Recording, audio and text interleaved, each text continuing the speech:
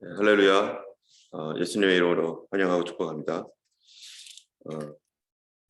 이제 오늘 고린도전서 7장, 8장 말씀은 계속해서 고린도 교회에 있는 여러 가지 문제들과 사람들의 잘못된 신앙관, 또 중요하지 않은 것에 너무 그것에 연연하여서 중요한 것들을 놓치는 이런 모습들을 보면서 이제 사도 바울이 성령의 감동을 받아서 오늘 말씀을 전합니다.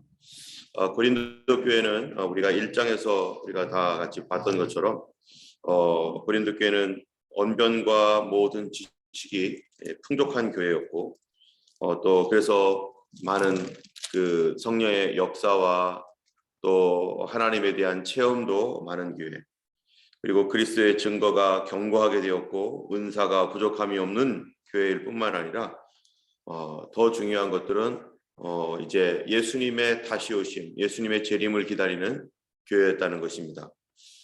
오늘 예수님의 재림을 기다리는 그러한 그 성도로서 우리들도 살아가고 있는데, 고린도 교회는 예수님의 다시 오심에 대하여서 그들이 간절히 기다리면서 있을 때 그들이 이제 오늘 7장에서 보면은 이 가정 생활에 대하여서 여러 가지 어려움이 생기게 된 것입니다. 주님이 곧 오실 텐데 그러면은 우리 안 믿는 남편, 안 믿는 자녀, 안 믿는 아내, 또 내가 지금 종으로 있는데 이 종된 삶을 어떻게 해야 되나, 또 주인된 삶은 또 어떻게 살아야 되나, 사회생활은 어떻게 해야 되는 것인가, 내가 곧 결혼해야 될 텐데 라고 하는 이런 여러 가지 그 퀘션이 이 교회 안에 있는 것입니다. 사실 사도 바울은 지금 어떤 마음으로 이 고린도전서에 있는 이 고린도 교회에다가 이 말씀을 쓰냐면은, 임박한 환난 26절에 보면은요, 내 생각에는 이것이 좋으니 곧 임박한 환난으로 말미암아 사람이 그냥 지내는 것이 좋으니라 하면서 그가 지금 임박한 환난에 대하여 얘기합니다. 사도 바울이 임박한 환난을 얘기할 때 그는 주님께서 곧 오실 것이고 분명히 자기 시대에 올 것을 예상하고 있는 것이기도 하고요. 실제적으로 역사적으로 볼 때 그 사도 바울이 이제 에베소에서 지금 이 복음의 말씀, 이 고린도전서를 썼는데, 이제 복음이 계속해서 로마 사회에 전파되면서 많은 환란을 이곳저곳에서 받게 됩니다. 그래서 이제 네로 황제 치하에서 있었을 때 네로가 로마에 사는 그리스도인들을 학대하고 핍박을 하여서 수많은 그리스도인들이 죽음을 당하고, 그 뒤에 로마 제국 당시에 10번의 환란들이 닥치면서 로마 이곳저곳에서 계속해서 그런 환란이 있었습니다. 그러나 전국적인 환란은 아직까지는 일어나지 않았었죠.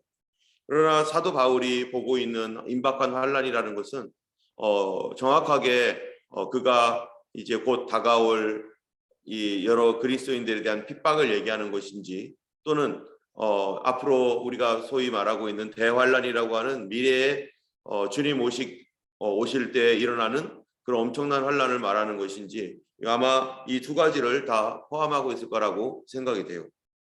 그러나 사도 바울이 가지고 있는 이러한 그 계시, 주님께서 곧 오실 것이다라고 하는 계시는 이 사도 바울 자신 안에서는 지금 당장 주님이 올 것이라고 하는 자기 대에 올 것이고, 그렇기 때문에 나는 세상 끝에까지 서바나까지 가야 될 것이다라고 하는 그런 마음을 가지고 있는 상태입니다. 그러나 엊그제도 얘기했던 것처럼 우리가 성경을 종합적으로 전체적으로 볼 때 사도 바울만 이 하나님의 그 예수님의 재림에 대한 계시를 받은 것이 아니라 바로 사도 요한도 받고, 또 베드로도 그렇고 마태, 마가, 누가, 요한복음 다 거기에 마지막 때가 어떻게 될 것인지에 대하여 다 얘기하고 있기 때문에, 이 어떤 한 사람의 이 사도 바울이 비록 성령의 감동 가운데 성경을 쓰지만 그가 하나님 나라의 모든 것을 알고 쓰는 게 아니에요. 주님께서 주시는 그 감동을 받아서 그가 쓰고 있지만 자기도 잘 모르는, 자기도 미래에 관한 이런 일들에 대해서는 자기가 어떻게 알겠어요.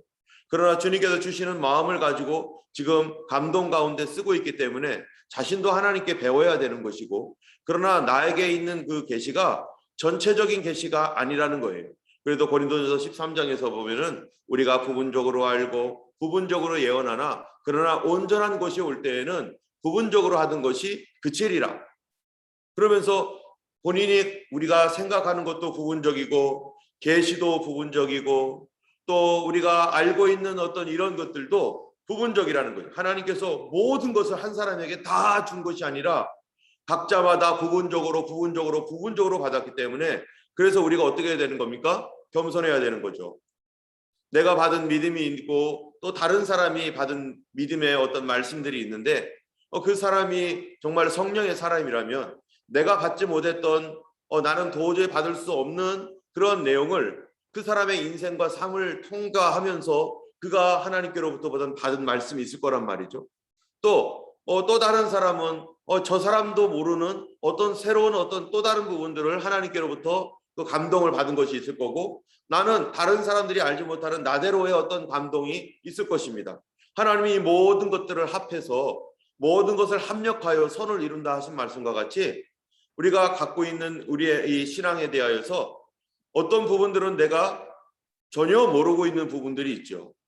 그렇다고 해서 그것을 만약 없는 것처럼 여기고 살아간다면 그것도 잘못 가게 되는 것입니다. 때문에 우리가 믿음의 교제 안에서 이 사람이 가지고 있는 신앙과 저 사람이 가지고 있는 신앙들을 두루두루 함께 합력하여서 하나님의 뜻을 종합적으로 하나님께서 무엇을 원하고 계시는가, 하나님 무엇을 기뻐하시는지를 봐야 되는 것이죠.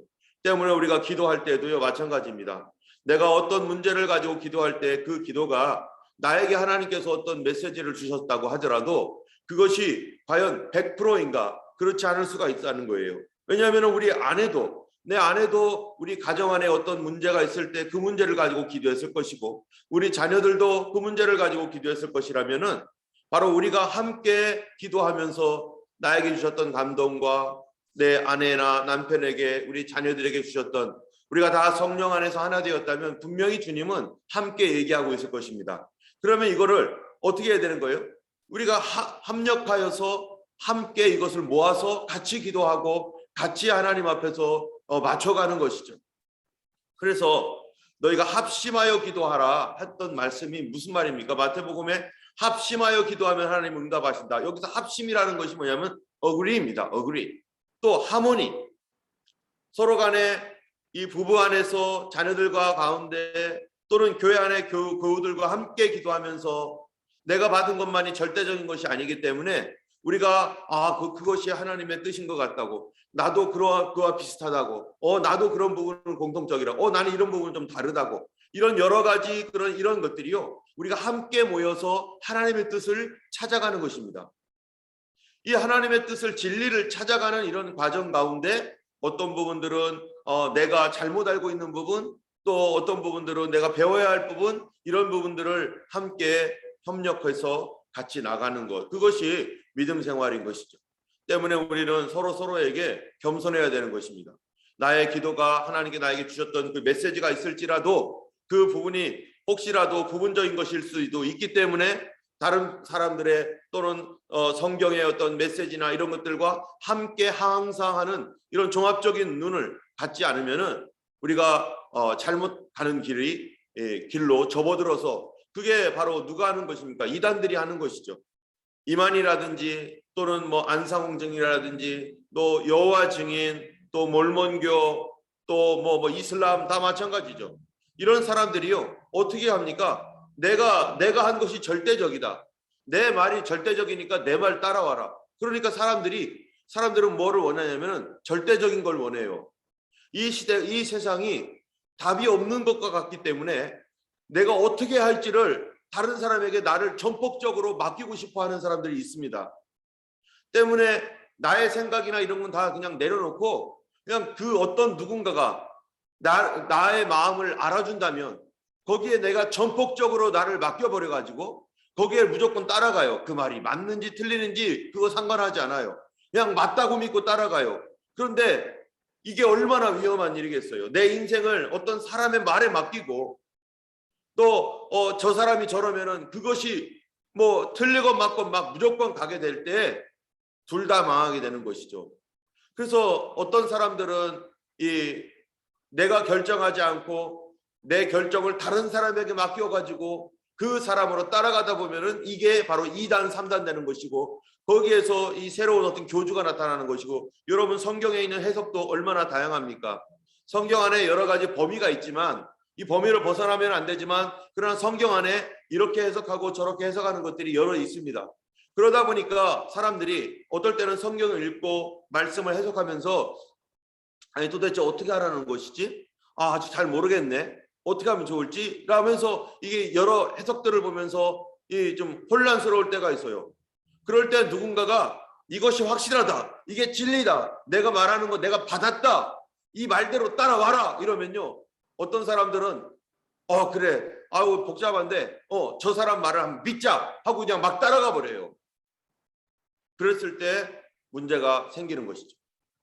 우리 하나님은 이 성경을요, 이 한 사람에게 전체적으로 다 준 거 아닙니다. 40명의 사람들이 성경을 약 1600년간에 걸쳐서 성경이 기록되었어요. 여기에는 다양한 종류의 사람들이 있습니다. 종도 있고 왕도 있고 어부도 있고 목수도 있고 또 뽕나무 치는 사람도 있고 목자도 있고, 수많은 사람들이 하나님께서 그런 약 40여 명이나 되는 사람들을 동원해서 각각 다양한 방법으로 다양하게 하나님께서 그들을 통해서 말씀하셨다는 거예요. 때문에 우리 하나님께서 주신 이 말씀은 어떤 한 사람에게 다 몰아서 준 것이 아니라는 걸 알아야 됩니다. 때문에 우리가 하나님 말씀 볼 때마다 항상 내가 가지고 있는 것이 있지만, 그러나 겸손한 마음으로 이 말씀을 봐야 되고, 사도 바울도 이 임박한 환난에 대하여서 본인이 말하고 있지만, 사도 바울이 가지고 있는 자기의 인식의 한계, 성경의 말씀은 분명히 진리이지만 사도 바울이 가지고 있는 그의 인식은 시대에 묶일 수밖에 없고, 그는 미래를 보지 않았기 때문에 그 모든 것을 아는 것이 아니기 때문에 하나님께서 주신 감동대로 쓰긴 쓰지만 자기도 정확하게 모르는 어떤 부분들이 있다라는 것을 우리가 기억해야 되는 것이죠. 그러나 이 사도 바울이 이런 감동을 가지고 썼을 때 이것이 적용되는 사람이 있어요. 비록 사도 바울은 어떤 부분들을 모르고 주님 주신 감동을 가지고 썼지만, 이 말씀 임박한 환난에 관하여 적용되는 부분은 어디입니까? 바로 오늘날 우리 시대일 수 있습니다. 또 어떤 사람들은 환난이 곧바로 닥치는 어떤 그런 사람들은 그런 곧바로 닥칠 이런 환난이 임박함이 있는 어떤 지역이라든지 어떤 시대에는 이 말씀이 유용하죠. 특별히 전 세계적인, 지금 오늘날에는 전 세계적인 어떤 현상들이 일어나고 있는데, 이제 예수님 오실 때 지금 주님이 지금 오셔도 이상하지 않을 정도로의 어떤 이런 나팔 소리가 들리고 있는 이 시대에는 우리에게 이 말씀을 다시 한번 주의하여 봐야 될 필요가 있는 것입니다. 어떤 말씀들은, 성경의 어떤 말씀들은 우리에게 평안함을 주지만, 어떤 말씀들은 굉장히 임박한 어떤 위기감을 우리에게 주기도 합니다. 그런데 지금 위기의 시대에는 그 말씀이 말하고 있는 바가 무엇인지를 자세하게 봐야 될 필요가 우리에게 반드시 있는 것이죠. 그런 의미에, 그런 점에서 결혼에 관한 이 메시지를 전할 때 어떤 사람들은 그런 거예요. 예수님이 곧 오실 텐데 우리 남편이 아직 예수를 안 믿고 나를 힘들게 만든다. 우리 아내가 아직 예수님을 안 믿고 나를 힘들게 만든다. 그러면은 나는 주님 따라가야 되는데 예수님 오시는데 지금 나 어떡하란 말이야. 나 어떻게 살아야 되지? 이 남편 버려야 되나? 아내를 버려야 되나? 이런 고민을 갖고 있는 사람이 있는 거예요. 내가 내 구원을 위하여서 지금 어떤 방향으로 살아야 되지? 지금 고린도 교회는 그런 문제가 있는 것입니다. 그럴 때 사도 바울이 뭐라고 말합니까? 우리가 예수님을 믿는 게 도대체 뭐냐? 우리가 미래를 알지 못한다는 거예요. 그렇기 때문에 현재 있는 그 삶에서 1절에 보니까 남편은 그 아내에 대한 의무를 다하고 아내도 남편에게 그렇게 할지라, 자기의 의무들을 다 하라는 거예요. 아내와 남편으로 만났으니, 비록 내가 예수님을 중간에 믿어서 내 남편은 불신자가 되었고, 또 내가 예수님을 믿은 바람에 내 아내가 불신자가 되었다면, 그 사람과 그 사람에 대하여 우리가 이 주님이 오시는 것과 내 아내와 남편이 나를 붙잡는 것, 이런 상황 속에서 우리는 하나님께서 행하실 그 일들을 기대하며 여기에 보면은 뭐라고 해요? 12절에 그 나머지 사람들에게 내가 말하노니 이는 주의 명령이 아니라 만일 어떤 형제에게 믿지 아니하는 아내가 있어 남편과 함께 살기를 좋아하거든 그를 버리지 말고 어떤 여자에게 믿지 아니하는 남편이 있어 아내와 함께 살기를 좋아하거든 그 남편을 버리지 말라. 그 다음에 믿지 아니하는 남편이 아내로 말미암아 거룩하게 되고 믿지 아니하는 아내가 남편으로 말미암아 거룩하게 되나니 그렇지 아니하면 너희 자녀도 깨끗하지 못하리라. 그러나 이제 거룩하니라. 지금 무슨 생각하고 있냐면요, 남편이 예수님을 안 믿어요.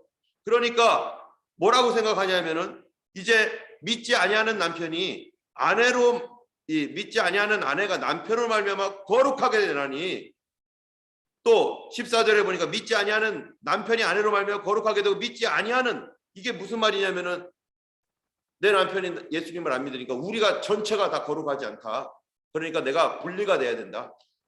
우리 아내가 예수를 안 믿으니까 내가 거룩해질 수가 없다. 분리해야 된다. 이런 생각까지 들어온 거예요. 우리가 임박한 어떠한 그 종말에 관한 어떤 이런 것에 빠져서 빠졌다라고 하보다는 거기에 너무 집중하게 되면은 잘못하면은 이 삶을 잃어버릴 수가 있습니다. 가정을 잃어버릴 수도 있고요. 남편과 아내와 문제가 생기고 자녀들과 문제가 생기고 또 직장 생활도 문제가 생길 수가 있어요. 여기 보면은 종과 주인의 어떤 이런 것이 있잖아요.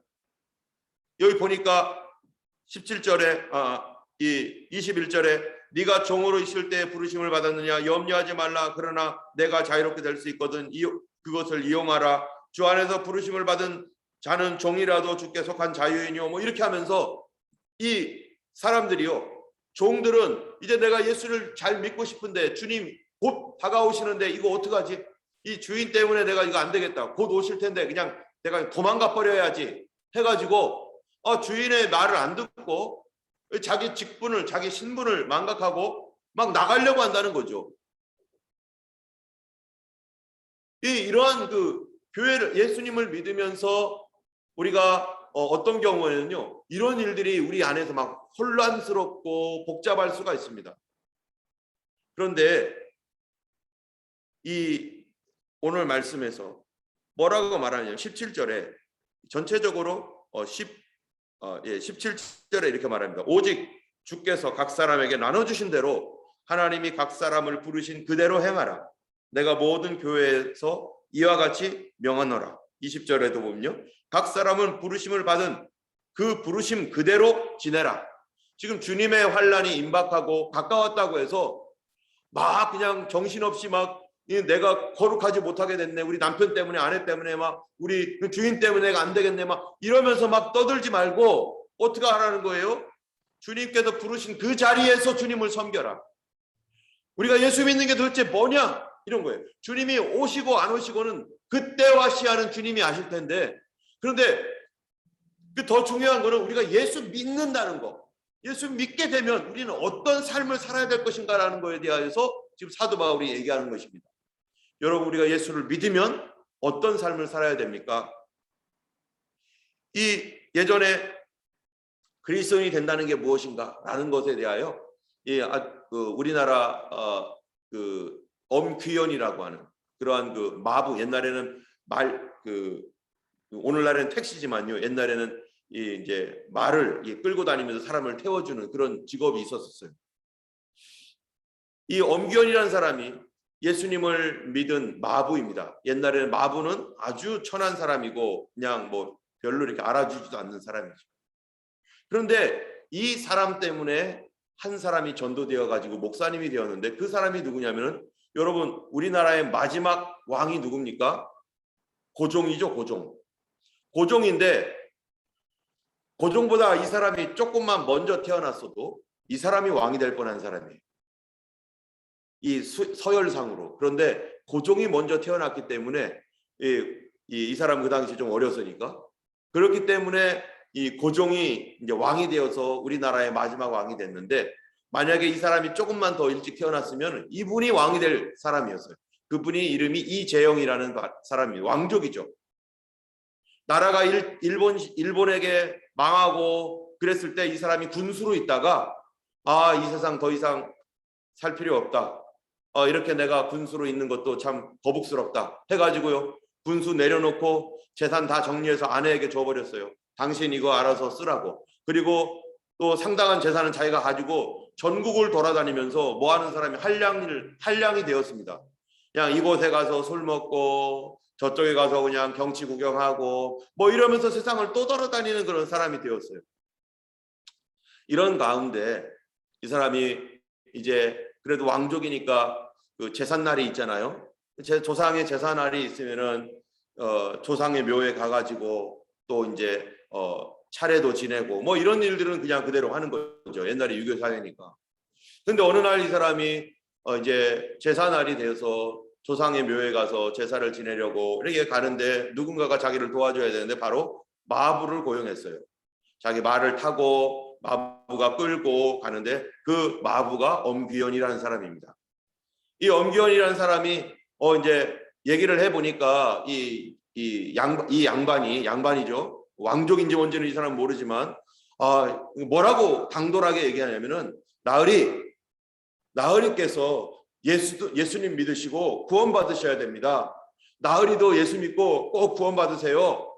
그렇게 얘기를 하는 거예요. 그러니까 이 이재영이라는 사람이 뭐 마부 주제에 나한테 전도를 하고 있네. 그러면서 하는 말이, 야, 예수 믿으면 뭐 네 신분이 바뀌니? 예수 믿는 게 도대체 뭐냐? 예수 믿는다고 네가 뭐 마부에서 양반이 되냐? 아니면 뭐가 되는 거야? 예수 믿는 게 뭐야 도대체? 그랬더니요, 이 사람이 뭐라고 말을 했냐면은, 이 나으리, 예수 믿는 것은 내가 예수 믿어서 마부 신세 면하려고 예수 믿는 게 아닙니다. 내가 예수 믿어서 부자 되고 뭐 또 뭐 내 신분이 바뀌고 이런 게 아니고요, 더 좋은 마부가 되기 위해서 나 예수 믿습니다. 예수 믿는 것은 더 좋은 마부로 살아가는 그런 삶의 길입니다. 이 사람이 그 말을 듣고요, 조금 감동을 했죠. 그래? 별 할 말이 없는 거예요. 그리고 이제 이재영이라는 사람이요, 나중에 이제 돈이 다 떨어져 가지고 집에 이제 돌아왔어요. 아내를 봤더니 아내가 그때 예수를 믿은 거예요. 예수님 믿고, 그리고 재산도 늘려놨어요. 예수 믿고 재산까지 늘려놨어요. 아내한테 좀 미안한 마음도 있죠. 그러다가 이 사람이 어떻게 해서 이제 교회를 가기 시작했습니다. 교회를 가서 예수 믿고 있는데, 그런데 거기에 집회가 있는데요, 어떤 집회에 참여했더니 거기에 엄귀현이라고 하는 옛날에 자기에게 예수 믿는 것은 더 좋은 마부로 살아가는 것이고요 하면서 그런 얘기를 했던 엄귀현이요, 이분이 장로님이 된 거예요. 그러니까 거기에서 엄귀현이라는 사람을 보고서 이 이재영이라는 양반, 그 당시까지만 해도요, 아직까지 우리나라 양반 제도가 양반 상놈 뭐 이런 것들은 제도적으로는 사라졌지만 그래도 우리 속에서는 그런 게 있잖아요. 왕족이고 거기에다가. 그러니까 이 사람을 알아보고 이 이재영이라는 분이 뭐라고 하면서 달려갔냐면, 이분도 이제 예수님을 믿었으니까 엄귀현이라는 천한 마부에게 형님 하면서 달려가는 거예요. 형님이라고 하면서. 그러면서 엄귀현에게 절을 하는 거예요. 양반이, 그것도 왕족 출신이. 그리고 엄귀현도 어쩔 줄 모르면서 아이고 하면서 맞절을 하는 이런 모습을 보면서 그 한국 교회가 그렇게 양반과 또 천한 사람들이 함께 어우러지는 그런 교회 생활을 했다는 거죠. 여러분, 예수 믿는 게 뭡니까? 우리가 예수님을 잘 믿는다는 것은 우리의 믿음으로 주님을 따라가고 순종하고 주님 앞에 엎드리며 또 이 땅과 이 세계를 위하여 기도하는 것이지만, 예수님을 잘 믿을수록 우리가 어떻게 갑니까? 바로 좋은 아내로 가는 것이고요, 좋은 남편으로 가는 것이고, 좋은 자녀로 가는 것이고, 또 좋은 종으로 가는 것이고, 내가 하는 그 사업에 더 정직해지는 것이고, 내가 하는 그 일에 더 성실해지는 것이고, 우리 가정이 깨지고 무너지고 부서지고 있는 그때 예수를 믿는다는 것은 어떻게 생활이 나타나느냐? 그들에게 감동을 줄 수 있도록 우리 예수님의 마음으로 그들을 섬기고 가정을 섬기는 것으로 나타나는 것이지, 이것이 주님 당장 오신다고 해가지고 이제 아내도 버리고 남편도 버리고 다 버리고 나 홀로 뭔가를 하겠다고 하는 것은, 여러분, 세상 사람이 봐도 그건 합당하지 않은 거예요. 오늘 이 고린도전서 7장 그리고 8장에서는 이제 디아포라 아디아포라, 중요한 것과 중요하지 않은 것, 여기서도 보면은 무슨 얘기합니까? 우상의 제물을 먹는 것, 우상에게 제사하는 것은 귀신에게 제사한 거다 그래. 그런데 이거 먹는 것과 먹지 않는 문제, 이 문제에 대해서 뭐라고 말합니까? 만약에 내가 이 음식을, 이 세상의 우상은 아무것도 아니죠. 아무것도 아니기 때문에 뭐 귀신에게 절했건 뭐랬건 간에 그거 아무것도 아니다. 배고프고 먹을 수도 있지 해가지고 먹는 것이 그게 죄인가? 또 나는 나 이 귀신에게 절한 거 나는 꺼림칙해서 못 먹겠어. 나는 안 먹을래 해가지고 안 먹는 것이 죄인가? 그게 아니라는 거예요. 더 중요한 것은 먹어서 내가 어떤 사람에게 유익이 되고 그 영혼을 살린다면 내가 먹을 수 있지. 그러나 안 먹어서 그 영혼이 살림을 받고 그가 유익하게 된다면 내가 평생토록 안 먹겠다. 중요한 거는 그게 아니라는 거예요. 중요한 거는 예수 믿는 것이고 우리의 생활 속에서 나타나는 어떠한 것들은 더 중요한 거는 지식이 아니라 사랑이다. 이 1절에 8장 1절에 우상의 재물에 대하여 우리는 다 지식이 있는 줄 아나 지식은 교만하게 하며 사랑은 덕을 세우나니 만일 누구든지 무엇을 아는 줄로 생각하면 아직도 마땅히 알 것을 알지 못하느니라. 그렇기 때문에 모든 것이 가하나 모든 것이 유익한 것이 아니고 모든 것이 가하나 모든 것이 덕을 세우는 것이 아니기 때문에 우리는 덕을 세우기 위하여 이 베드로전서에서 보면요 믿음의 단계도 있죠. 믿음의 덕의 지식에 하면서 쭉쭉 올라가잖아요. 믿음이라고 하는 것은 믿음의 아주 어린 믿음은요 그냥 믿음이에요. 그런데 한 단계 더 높아진 믿음이 조금 더 좋아질 때는 어떤 믿음입니까? 덕스러운 믿음이 된다는 거예요. 덕스러운 믿음. 그 다음에 더 한 단계 높아지면요 지식이 있는 믿음. 이 지식이라는 것은 무슨 지식? 여기서 말하는 우상에게 바친 재물에 관한 지식, 이런 지식이 아니라 하나님과의 관계 안에서 나타난 이 사랑의 지식이죠. 하나님과의 관계성 속에서 나타난 종합적으로 알게 되는 그런 어떠한 그 영혼을 살리는 이런 식으로 우리의 믿음이 점점 가는데 맨 마지막에 형제 사랑이 아니겠어요? 우리가 예수를 믿는다는 것은 더 성실해지고 더 사랑하는 사람으로 변화되는 것.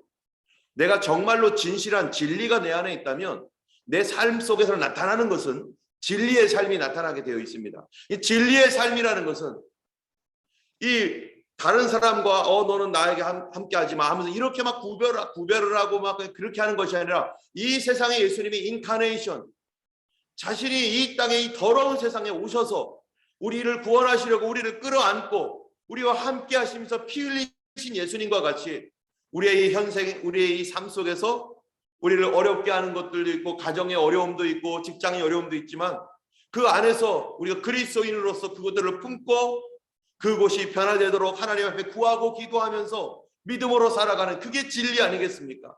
그게 빛된 삶이 아니겠어요? 예수님처럼 이 세상으로 뛰어들어 오셔서 우리를 구원하시려고 우리의 목자가 되시고 본인은 십자가에 달려 죽으시기까지 우리를 사랑하신 그 사랑, 바로 이것이 바로 예수 믿는 것입니다.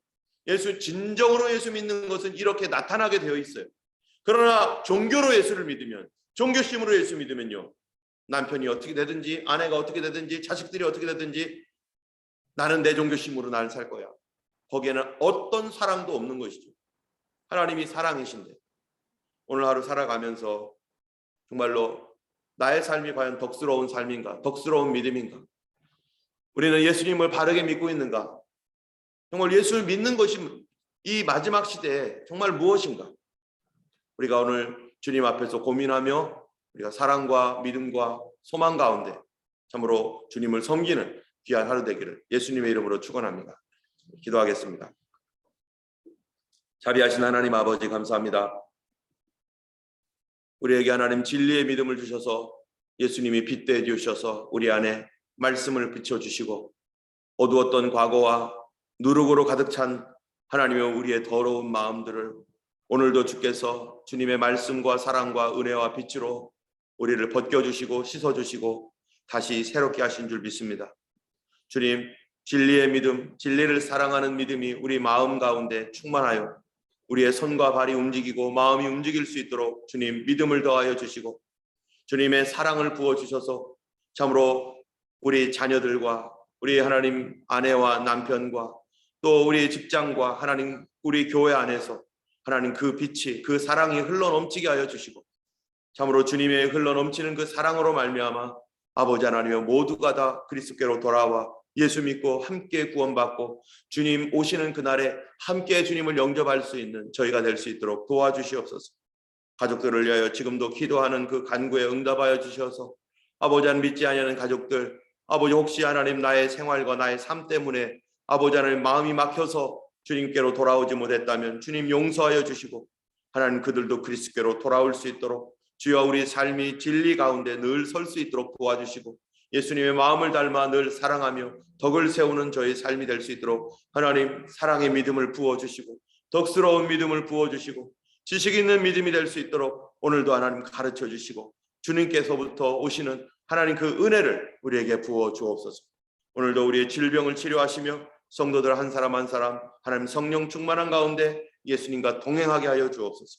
감사드리며 우리 주 예수님 이름으로 기도드렸습니다. 아멘. 하늘에 계신 우리 아버지 이름이 거룩히 여김을 받으시오며 나라의 임하옵시며 뜻이 하늘에서 이룬 것 같이 땅에서도 이루어지이다. 오늘날 우리에게 일용할 양식을 주옵시고 우리가 우리에게 죄 지은 자를 사하여 준 것 같이 우리의 죄를 사하여 주옵시고 우리를 시험에 들게 하지 마옵시고 다만 악에서 구하옵소서. 주의 나라와 권세와 영광이 아버지께 영원히 있사옵나이다. 아멘. 오늘도 승리하시는 하루 되기를 예수님 이름으로 축원합니다. 함께 기도하겠습니다.